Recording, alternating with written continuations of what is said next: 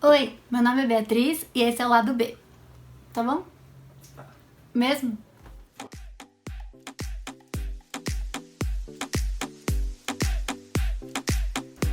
Valendo! Como é que eu começo? Ah, eu vou falar oi. Pode ser. Fica com vergonha. Não, pode. Amor, não! Você não quer que eu fique aqui? Você fica assim, ó.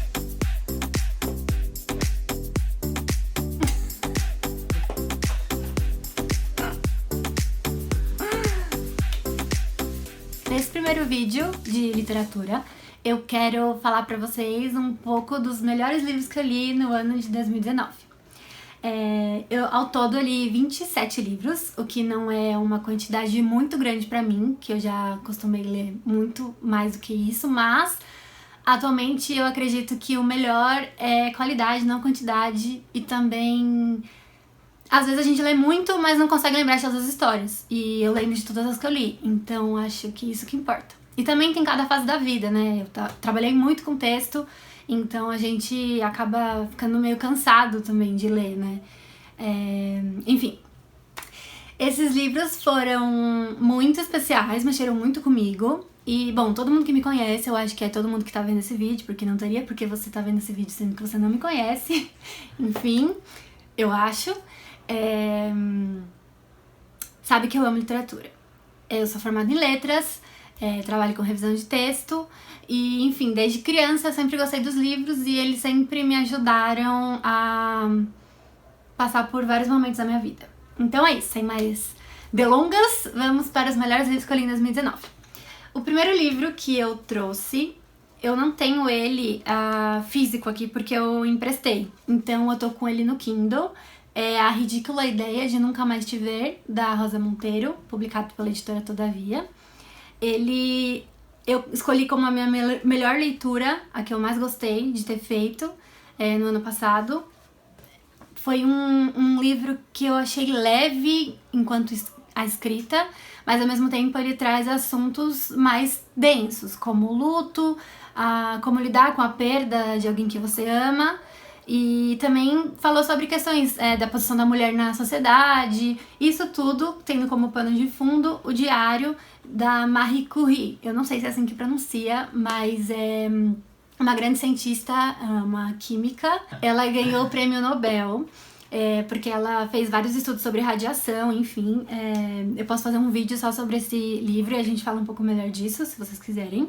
Mas é uma história muito bonita, porque a Rosa Monteiro também ficou viúva muito cedo. Então, por isso que ela traz a história dela misturada com a da Marie Curie. Isso é muito bonito. Tem trechos incríveis, assim. Eu grifei o livro quase inteiro, deixei vários post-its.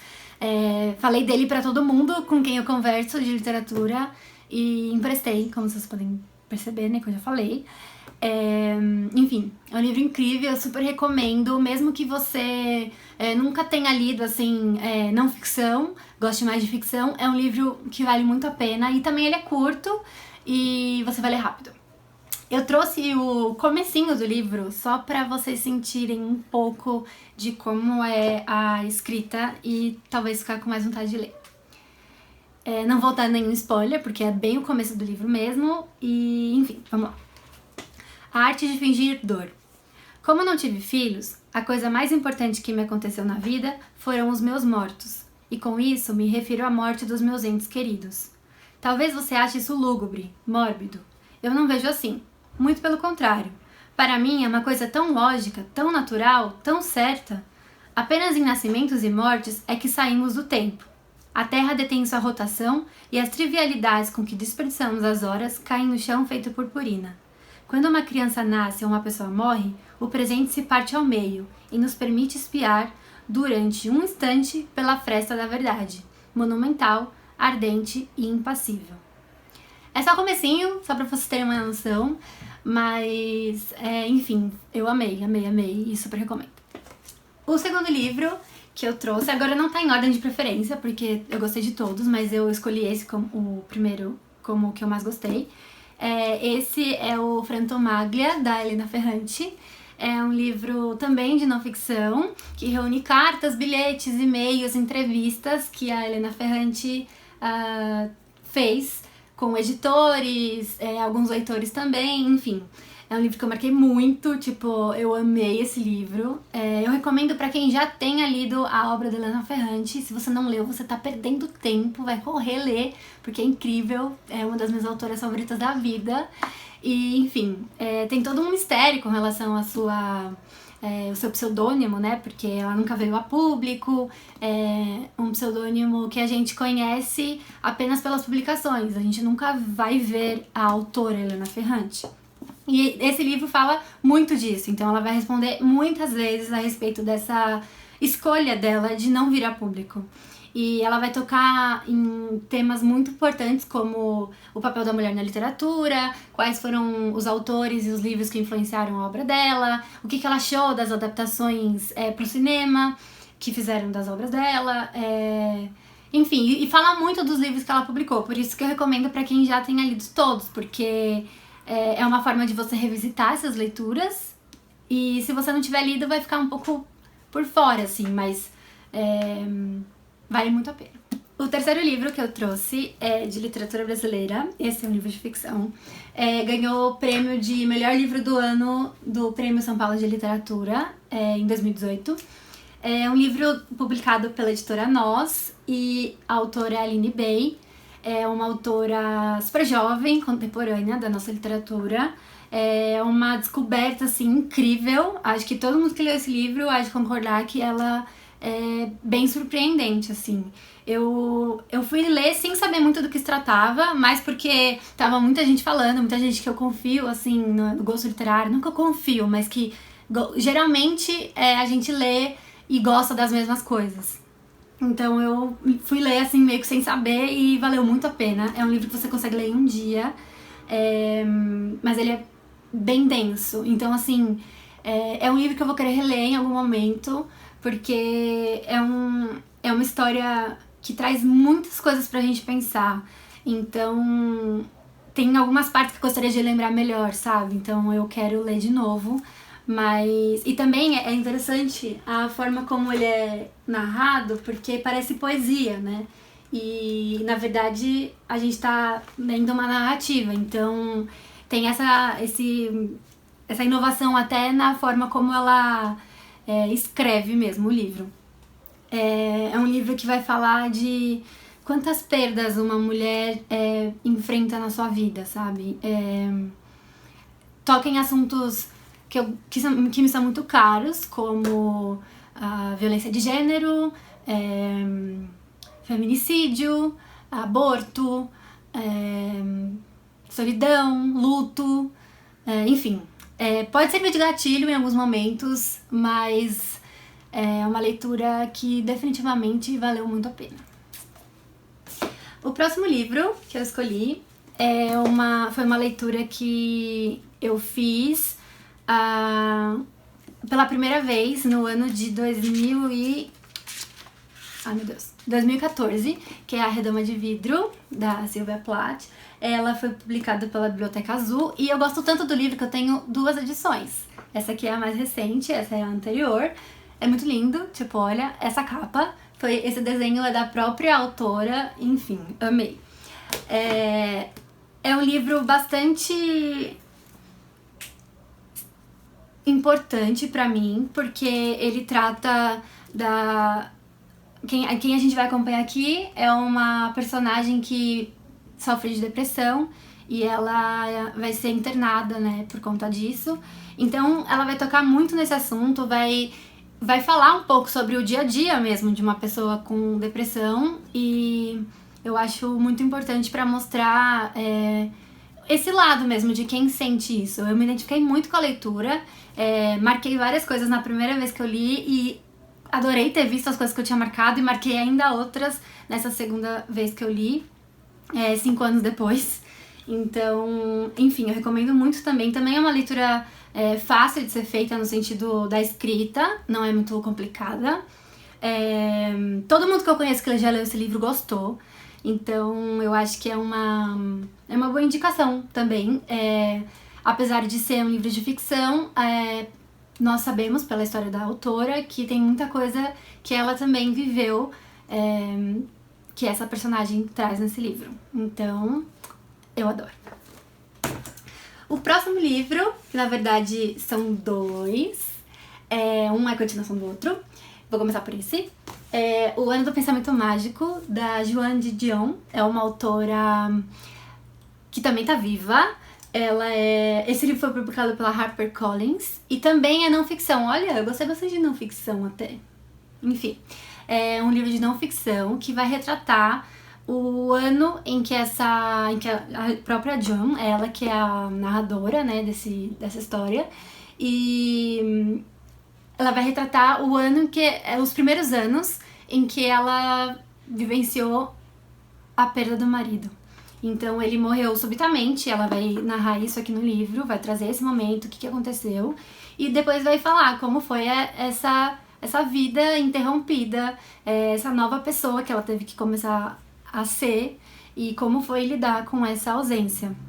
Como dá pra perceber, eu gosto muito de temas assim. E eu achei assim um livro espetacular, muito bem escrito. Ela é uma autora muito renomada e eu me apaixonei assim pela história. Eu chorei em várias partes. Enfim, eu achei muito incrível. E a gente também pode fazer outro vídeo se você... A gente, né? Tô parecendo o Gollum do Senhor dos Anéis. Eu posso fazer outro vídeo se vocês quiserem, desses livros especificamente, falando mais detalhadamente, mas acho que é isso que eu posso dizer sem dar muito spoiler e sem me adentrar muito. Assim que eu terminei, eu já corri ler o próximo. E uma coisa interessante é que esse livro tem um documentário na Netflix. Eu não sei o nome, mas ele vai aparecer aqui em algum momento na tela, pra vocês verem o nome, por favor. Vale muito a pena também de assistir o documentário, ele é um bom complemento do livro, quem lê o livro vai ver muita coisa lá, e é muito legal porque é ela nos dias assim, contemporâneos mesmo, falando sobre essa história. E aqui ela tava bem mais nova quando ela escreveu, né? Então, enfim, muito bom. Esse é a continuação, então, do outro livro, podemos dizer assim. Ela vai enfrentar mais uma perda aqui, eu não vou falar de quem é, porque quando eu descobri no livro eu fiquei bem chocada, eu não sei, talvez se você for procurar a sinopse do livro você vai saber, mas eu recomendo não saber, porque foi bem impactante pra mim, assim, ter lidado com essa informação. Mas não é só sobre essa perda que ela vai falar sobre a questão de estar envelhecendo, ver a própria história, assim, dela chegando mais pro fim do que do começo. Ela tem mais memórias do que história pra viver, sabe? Então ela vai mencionar bastante essa questão relacionada à terceira idade, né? Essa parte mais da velhice mesmo. Também é um livro que eu me emocionei muito, mexeu bastante comigo e eu também recomendo fortemente. Também não é uma leitura demorada, você vai ler muito rápido. Eu confesso que tanto esse quanto O Ano do Pensamento Mágico e A Ridícula Ideia de Nunca Mais Te Ver foram livros que eu economizei, assim, pra não acabar, porque dava pra ler mais rápido, mas eu me forçava a parar porque eu não queria que eles acabassem. Então, pra vocês terem uma noção de quanto eu gostei deles. Enfim. E agora, o último livro que eu trouxe é de literatura brasileira, do Carrascosa e da Juliana Monteiro Carrascosa, eles são casados. É o Catálogo de Perdas, publicado pela SES Editora. É um livro que eu descobri, assim, sem querer. Eu fui na Feira do Livro da Unesp, em maio, acho que é maio do ano passado, e na programação, que eu descobri lá, porque eu não tinha visto que tinha uma programação de palestras, eu vi que eles iam dar uma palestra sobre um livro. E o Carrascosa é um dos meus autores favoritos, assim, de literatura brasileira contemporânea. E eu sempre quis ir em algum evento, enfim, ouvi-lo falar, e nunca dava certo. E aí eu não pude perder a oportunidade e fui pra essa palestra deles. Foi muito interessante, porque nessa palestra eles focaram sobre como foi fazer esse livro. E eu nem sabia que ele existia, pra vocês terem uma noção. Então foi assim, me arrebatou na hora, eu já quis ler, eu saí de lá, já comprei. E também vale muitíssimo a pena. Eu tô meio monotemática, eu acho, mas ele vai falar de perdas, né? O próprio título já diz. É um assunto que eu gosto muito e tenho me interessado mais. Eu posso também fazer um livro. Eu posso também fazer um vídeo sobre esse livro, se vocês quiserem, falando mais a respeito. Mas ele é escrito em forma de catálogo mesmo, então... ele tá autografado. Ele vai do A ao Z, né, como um catálogo mesmo.